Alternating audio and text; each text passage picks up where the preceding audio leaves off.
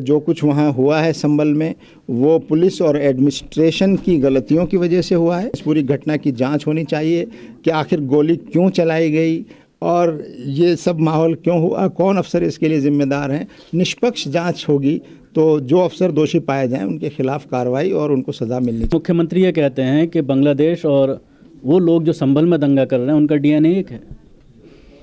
देखिए, ये जो भाषा है ये किसी मुख्यमंत्री की भाषा नहीं होनी चाहिए। अगर हमारा कोई मुख्यमंत्री इस तरह की भाषा का प्रयोग करेगा तो ये अफसोसनाक है, चिंताजनक। कानून जो है उसकी पालना होनी चाहिए। कानून की पालना करने में अगर आप पक्षपात बरतेंगे, कानून की पालना आप नहीं करेंगे और किसी के दबाव में आप काम करेंगे तो हालात ठीक नहीं रहेंगे। ह्यूमन राइट एक्टिविस्ट ग्रुप्स हैं हमारे, वो सब काम कर रहे हैं अपना, और ऐसे जो भी पीड़ित लोग हैं जिनके साथ ज़्यादतियाँ हो रही हैं उनकी पूरी मदद की जाएगी। जहाँ कहीं कानूनी कार्रवाई की ज़रूरत है वहाँ कानूनी मदद भी उनको दी जाएगी।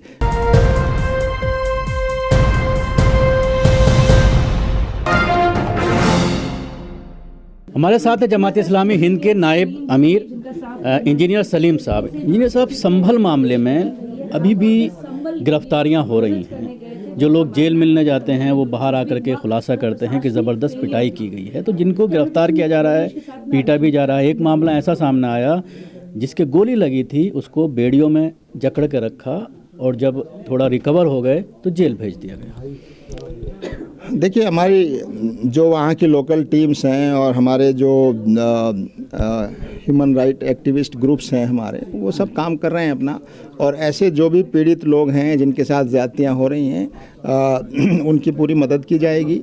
जहाँ कहीं कानूनी कार्रवाई की ज़रूरत है वहाँ कानूनी मदद भी उनको दी जाएगी। ये बात सही है कि जो कुछ वहाँ हुआ है संभल में वो पुलिस और एडमिनिस्ट्रेशन की गलतियों की वजह से हुआ है। पुलिस और एडमिनिस्ट्रेशन अगर निष्पक्ष रूप से कानून के मुताबिक अगर वो काम करती, किसी पॉलिटिकल पार्टी या वहाँ के जो सांप्रदायिक जो संगठन हैं उनके दबाव में काम नहीं करती, तो वहाँ शांति का माहौल बिगड़ता नहीं। तो हम ये समझते हैं इस पूरी घटना की जांच होनी चाहिए कि आखिर गोली क्यों चलाई गई और ये सब माहौल क्यों हुआ, कौन अफसर इसके लिए ज़िम्मेदार हैं। निष्पक्ष जांच होगी तो जो अफसर दोषी पाए जाएं उनके खिलाफ कार्रवाई और उनको सज़ा मिलनी चाहिए। बार बार पुलिस मुकर रही है कि हमने कोई गोली नहीं चलाई, और उसके साथ ही मुख्यमंत्री ये कहते हैं कि बांग्लादेश और वो लोग जो संभल में दंगा कर रहे हैं उनका डीएनए एक है। देखिए, ये जो भाषा है ये किसी मुख्यमंत्री की भाषा नहीं होनी चाहिए। मुख्यमंत्री को एक संवैधानिक पद है और वो संविधान के मुताबिक काम करना होता है, और मुख्यमंत्री वो किसी एक वर्ग और धर्म का मुख्यमंत्री नहीं है, वो सारे नागरिकों का मुख्यमंत्री है। उसकी पूरे प्रदेश में लाइन ऑर्डर मेंटेन करना मुख्यमंत्री की जिम्मेदारी है। पूरे प्रदेश में सौहार्द को बनाना मुख्यमंत्री की जिम्मेदारी है। पूरे प्रदेश में इबादत गाहों की रक्षा करना, सुरक्षा करना, ये मुख्यमंत्री की जिम्मेदारी है। अगर हमारा कोई मुख्यमंत्री इस तरह की भाषा का प्रयोग करेगा तो ये अफसोसनाक है, चिंताजनक। लगातार एक एक मस्जिद को निशाना बनाया जा रहा है। संभल के बाद बदायूं, उसके बाद कई और इस तरह के मामले, अजमेर का मामला सामने आया, उसके साथ ही अजमेर में एक और मस्जिद है, उसको लेकर के इस तरह की चीज़ें सामने आ रही हैं। तो उसको लेकर कानूनी कार्रवाई की क्या कोई प्लानिंग की जा रही है? प्लेसेस ऑफ वर्शिप एक्ट 1991 को लेकर जमात इस्लामी किस तरह से इसको कानूनी तौर पर आगे बढ़े? नहीं, देखिए, कानून तो बना हुआ है, मसला तो कानून की पालना का है। तो हम यही बात बता रहे हैं पॉलिटिकल पार्टीज़ को भी, सरकारों को भी, मीडिया के ज़रिए भी यही कह रहे हैं, कानून जो है उसकी पालना होनी चाहिए।